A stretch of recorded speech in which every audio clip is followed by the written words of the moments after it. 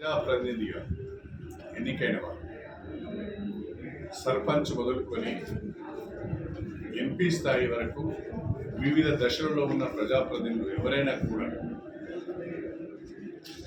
వారి గ్రామానికి సంబంధించి కానీ వారి మండలానికి సంబంధించి కానీ వారి నియోజకవర్గానికి సంబంధించి కానీ లేదా ప్రజలకు సంబంధించిన సమస్యలపై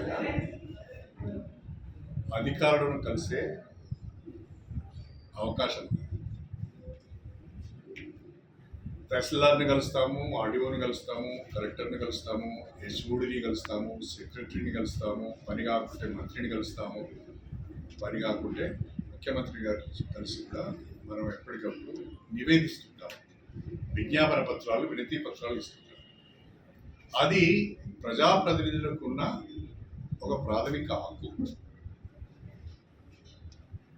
ఇవాళ ఒక ఎమ్మెల్సీ కానీ, ఒక ఎంపీ కానీ, ఒక ఎమ్మెల్యే కానీ వాళ్ళకి పరిధులు లేవు.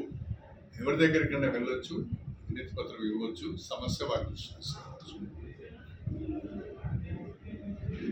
అదే పద్ధతిలో ఆ ప్రోటోకాల్కు లోబడే స్టేషన్ గన్పూర్ నియోజకవర్గానికి సంబంధించిన చీకూరు, జీడికల్లు, నవాబ్పేట, మన మల్లనగుట్ట, మల్లికుదుర్ల, గట్టుమల్లన్న, తిరుమలనాథ స్వామి టెంపుల్, ఈ 5 దేవాలయాలకు సంబంధించిన చైర్మన్లను కూడా నా వెంట తీసుకొని కమిషనర్గా ఎండోమెంట్స్ యొక్క టైం తీసుకొని మా ఆలయాల అభివృద్ధి పైన మీతో మాట్లాడవలసిన అవసరం ఉంది. టైం తీసుకొని వెళ్ళి వారి ఆఫీస్కి నేను వెళ్ళాను. వారి ఆఫీస్కి నేను వెళ్ళి ఆలయాల వారీగా వారికి మా చైర్మన్లతో రిప్రజెంటేషన్ ఇప్పించాను. ఇప్పించినప్పుడు వారు ఒక మాట అన్నారు, దేవాదాయ శాఖ దగ్గర నిధులు ఎక్కువ లేవు, కొంచెం మాకు కూడా ఇబ్బందిగా ఉంది అంటే నేను అప్పుడు ఏం చెప్పానంటే, ప్రతి దేవాలయంలో అత్యవసరంగా చేపట్టవలసిన పనులు ఏమున్నాయో మీరు గుర్తించి ఎస్టిమేట్స్ తయారు చేసి నాకు ఇవ్వండి. నేను ముఖ్యమంత్రి గారి దగ్గరికి వెళ్ళి కొన్ని నిధులు తెచ్చుకునే ప్రయత్నం చేస్తానని చెప్పాను.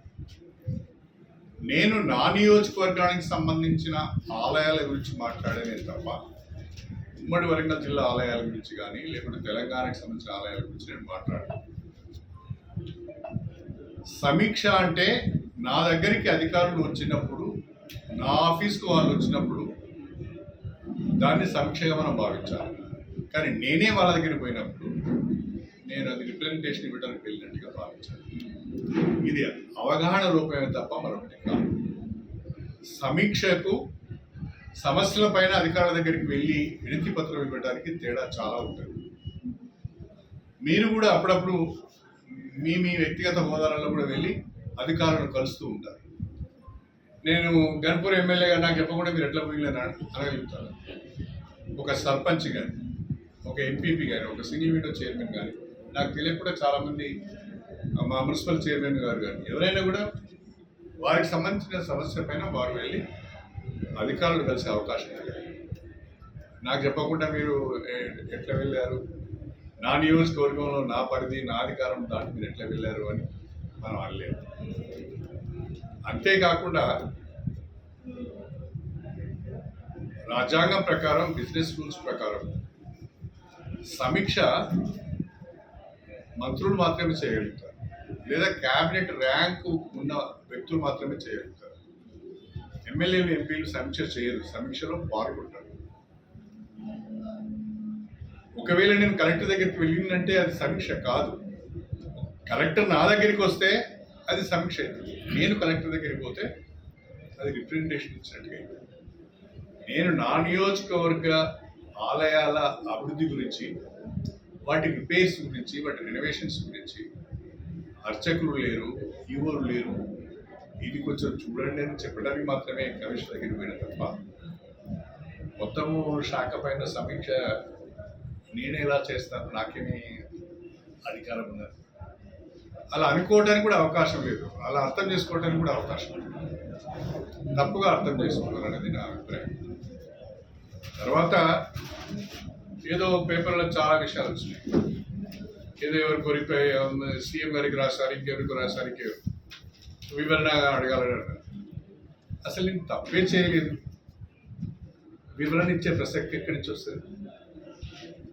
నేను ఒక యాజ్ ఏ ప్రజాప్రతినిధిగా నా నియోజకవర్గ సమస్యలను అధికారుల దృష్టికి తీసుకెళ్ళడానికి మాత్రమే వెళ్ళాను నేను. అది నా హక్కు. అది ఓ ఎమ్మెల్యేగా నాకున్న హక్కు. అది నేను ఎవరి అధికారాల పరిధిలోకి వెళ్ళలేదు, ఎవరి అధికారాలు కూడా తీసుకోలేదు. కాబట్టి ఈ రకంగా వార్తలు రావడం కొంచెం బాధాకరంగానే ఉంది. బిజినెస్ రూల్స్ నాకు తెలియంది కాదు. ఇన్నేళ్ల రాజకీయంలో చాలా బిజినెస్ రూల్స్ తెలుసు, చాలా క్రమశిక్షణతో కూడా ఉంటాను. నేను ప్రోటోకాల్ను కూడా గౌరవిస్తాను. మీరు చూస్తుంటారు చాలా దిక్కులు. నేను ఎక్కడికైనా వెళ్తే ఆపోనెంట్ పార్టీకి సంబంధించిన సర్పంచ్ ఉన్నా ఇంకెవరైనా ఉన్నా వాళ్ళతో కూడా కొబ్బరికాయ కొట్టిస్తాను. అక్కడ నేను ఎక్కడ కూడా తేడా తీసుకురాను. కాకపోతే ఇలాంటి మన పనేదో మనం చేసుకుంటూ పోతున్నాం. మన నియోజకవర్గానికి సంబంధించిన అభివృద్ధి సంక్షేమ కార్యక్రమాల నుంచి మన పనేదో మనం చేసుకుంటూ పోతుంటే ఈ రకంగా మాట్లాడడం కొంత బాధాకరం అనిపించింది. అది సరైనది కూడా కాదు అనేది నా అభిప్రాయం. ఈ మధ్యన కొంతమంది కొత్త అలవాట్లను నేర్చుకున్నారు. అభివృద్ధి గురించి పట్టించుకొని వాళ్ళు, ప్రజల మధ్యన ఉండని వాళ్ళు ఏదో ఒక కాంట్రవర్సీని క్రియేట్ చేసుకోవడం, ఆ కాంట్రవర్సీ ద్వారా ప్రజల్లో ఉండటానికి ప్రయత్నం చేస్తున్నారు. ఇది మంచి పద్ధతి కాదు, మంచి పరిణామం కాదు. కాబట్టి నేను ఎవరికి వివరణ ఇవ్వాల్సిన అవసరం లేదు. నేను ఎక్కడ తప్పు చేయలేదు, వివరణ అడిగే పరిస్థితి కూడా రాదు. నా ప్రాథమిక హక్కు నేను ఉపయోగించుకోలేదు. అధికారుల దగ్గరికే వెళ్ళొద్దు అనేది నేను ఎక్కడ వెళ్ళలేదు. ఇది మాకు తెలియకుండా మా శాఖ అధికారుల దగ్గరికి వెళ్ళొద్దు అనేది నేను ఎక్కడ వెళ్ళలేదు. కొత్తగా వింటున్నాను. ఇది మంచిది కాదు. మనము అభివృద్ధి పైన దృష్టి పెట్టాలి, సంక్షేమం పైన దృష్టి పెట్టాలి. ఇవాళ ఉమ్మడి వరంగల్ జిల్లాకు వరప్రదాయిని దేవాదుల ప్రాజెక్టు. తీవ్రమైన వర్షాభావ పరిస్థితులు ఉన్నాయి. రైతులు వర్షాలు పడితే లేవో అని ఆగమాగం అవుతున్నారు, ఆందోళన చేస్తున్నారు. ఇలాంటి పరిస్థితులలో ఈ రైతులను కాపాడాలి, రైతులకు సాగునీరు అందించాలి, దేవాదుల ప్రాజెక్టు ద్వారా నీళ్ళు అందించాలనే ఆలోచన ఎవరు చేయాలండి? ఎవరు చేయాలి? ఈ జిల్లాకు సంబంధించిన వాళ్ళు ఎవరు చేయాలి? ఇంకా ఎంజేఎం హాస్పిటల్లో రెగ్యులర్ సూపరింటెండెంట్ లేడు, ఎవరు ఆలోచన చేయాలి? సూపర్ స్పెషాలిటీ హాస్పిటల్ ఇంతవరకు ప్రారంభోత్సవం అయితే లేదు, ఎవరు ఆలోచన చేయాలి? వరంగల్ అండర్ గ్రౌండ్ డ్రైనేజీకి శాంక్షన్ వచ్చింది, దానికి సంబంధించిన ఎస్టిమేట్స్ తయారు చేసి టెండర్స్ ఇవ్వాలి, ఎవరు పట్టించుకోవాలి? మనం చేయటానికి చాలా పనులు ఉన్నాయి. ఈ అనవసరమైన విషయాలలోకి వెళ్ళి మన టైం వేస్ట్ చేసుకోవాలి. ప్రజల కొరకు ఏం చేయగలుగుతాం అనేది ఆలోచించాలి.